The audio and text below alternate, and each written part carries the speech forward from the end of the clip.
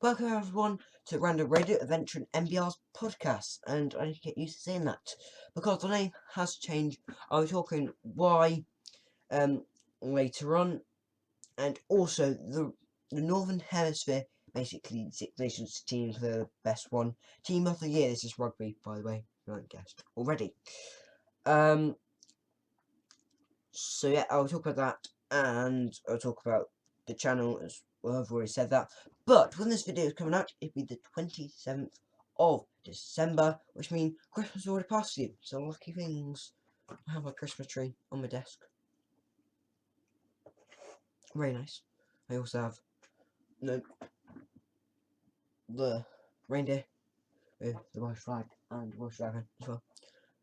And also a pom-pom or thing that you'll be seeing later. So that pom-pom will vanish.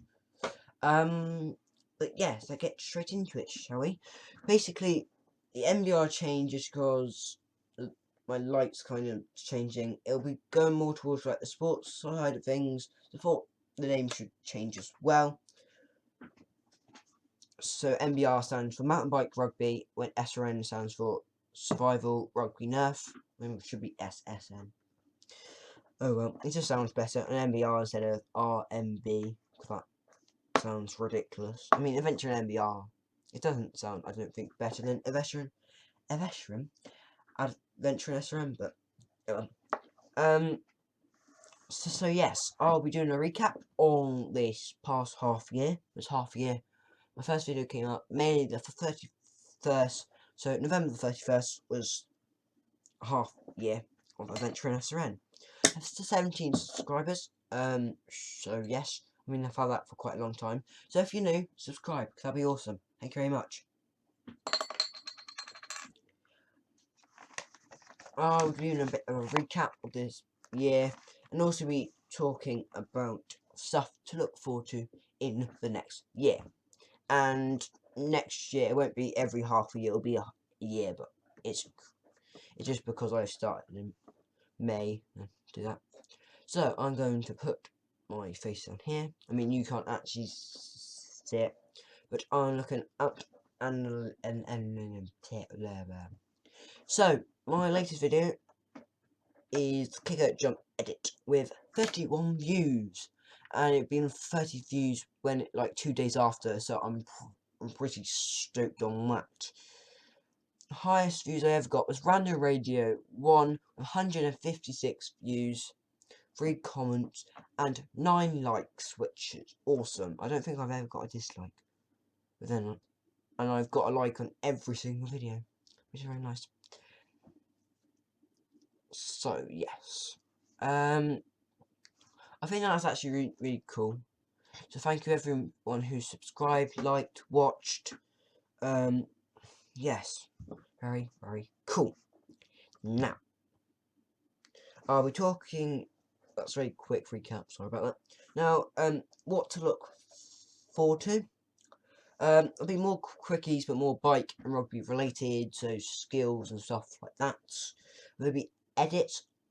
I have an idea for a rugby edit, but it might not work very well, so you might not see that. So don't get the hopes up about that. I do bike parts review, and if I get a new bike, I might do a review on that. Also, game talk on rugby, so like Six Nations and awesome things like that as well. But we have Adventure and MBR's Northern Hemisphere Team of the Year. This is rugby, by the way, if you haven't guessed. So yes, be very, very cool. I don't know why I did that. It's very odd. So you cast your mind back to a long time ago. The year opened with Wales and Italy, 42-0, and the Welsh fans would have no idea what would hit them in the coming couple of games, and then this bit of the year. Wales have 3 wins over how many matches? We've had a new competition, the Autumn Cup, which many, apparently apart from England, didn't really care about. But yes, I have been watching the highlights from Six Nations. Yeah, because why not? I mean, I haven't done all the matches, but I've watched quite a few, and then the Autumn Nation Cup. I haven't watched all the Autumn Nation Cup, so like I think there's some French people that been like maybe should be there, but I haven't really been watching. I've been watching all the Wales ones, and I think that's pretty much it, to be honest.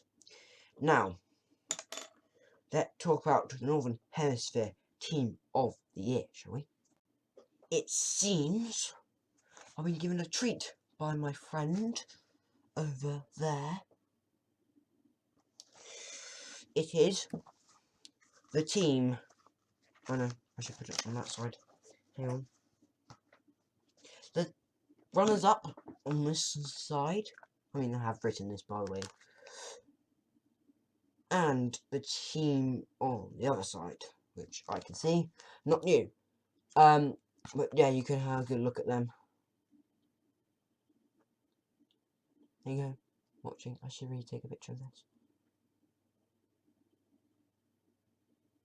And then you can pause it and write what you think out of that, or just out of the players in general, what the team should be this year. And I'll read out mine. I have 2 places I can't decide, so I'll leave that down to you, and I'll pin the best choices up the top of the comments so you can see that. So comment below. And also I need a captain. The only rule is they have to be the actual captain of an international team or have been a captain. So yeah. At 1, it's Mako Vinipola. I think he should be. He's done quite well in start of the Six Nations and the end of the Six Nations and the Autumn Nations Cup. I think not as much in the Autumn Nations Cup, but he definitely done well in the Six Nations. I will start and end because of course split. And then 2, Jamie George. He's had another very good year. At 3, Tag Furlong. It's mostly because I can't actually remember good 3 off the top of my head for this year. Tag Furlong does ring to mind like the only one I can really remember. But there is definitely more, so maybe put them in the comments below. At 4, of course, had to be Maro Itoje. I think he's had an astounding year. I think he should be like, he's one like the best locks in the world. So yeah, pretty good. 5, it pains me to write this. I put James Ryan, because 5 is also where Alan Jones plays. And I thought for this team, I thought James Ryan has had an awesome year.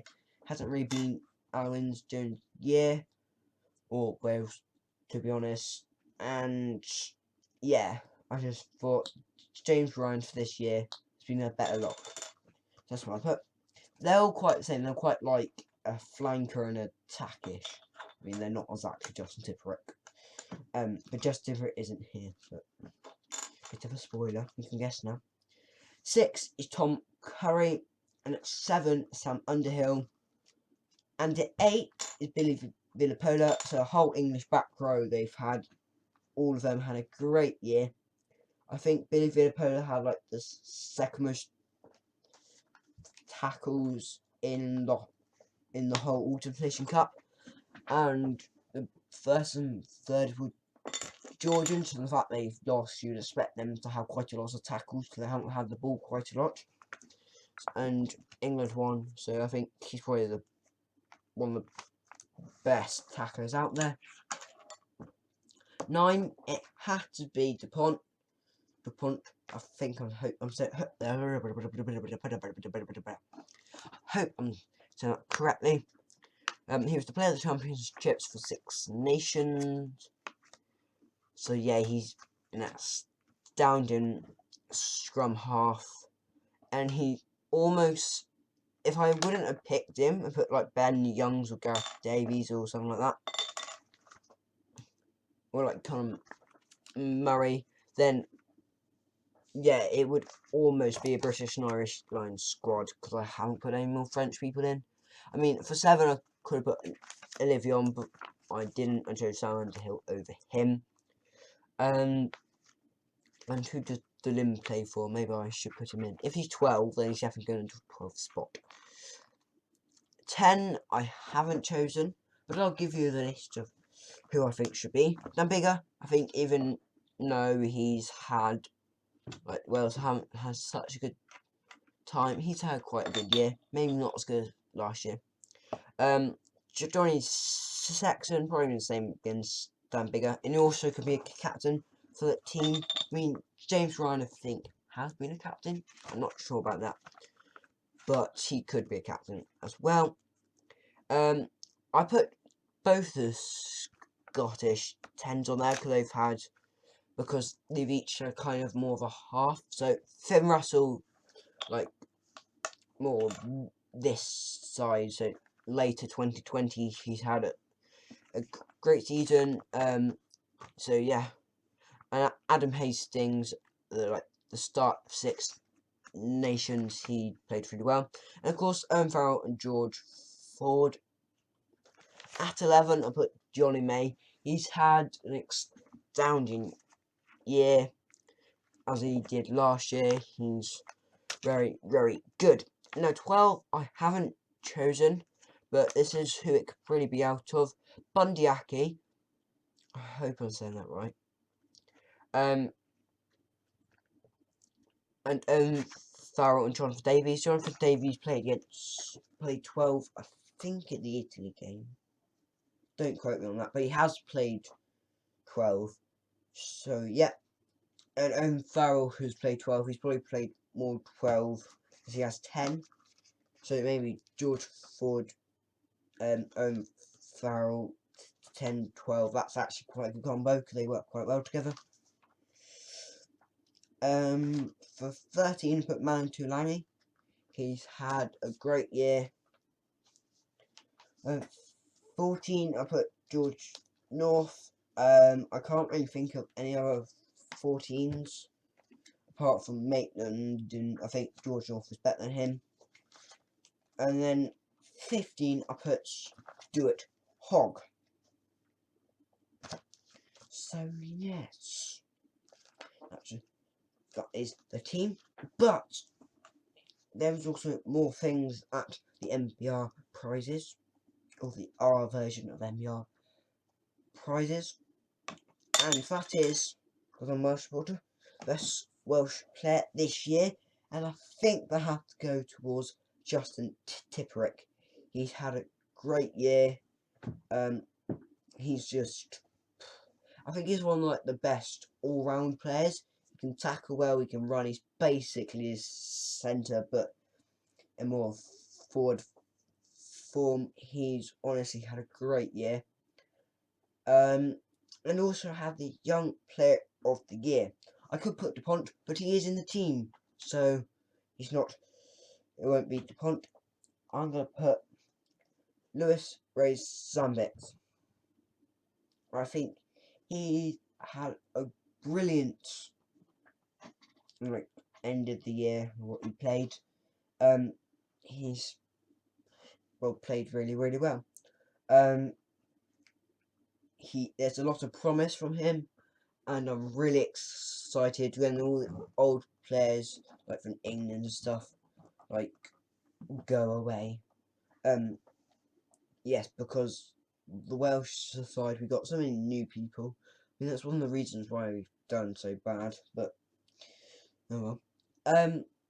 But yes, tell me who you think you would choose the team, and the best Welsh player, all the best country, like the countries ports: England, France, Scotland, Ireland, Italy, Georgia. I might have missed one out. But yes, subscribe so you don't miss any more videos. It's like the first time I've actually said that. And yes, thank you ever so much for watching, and goodbye.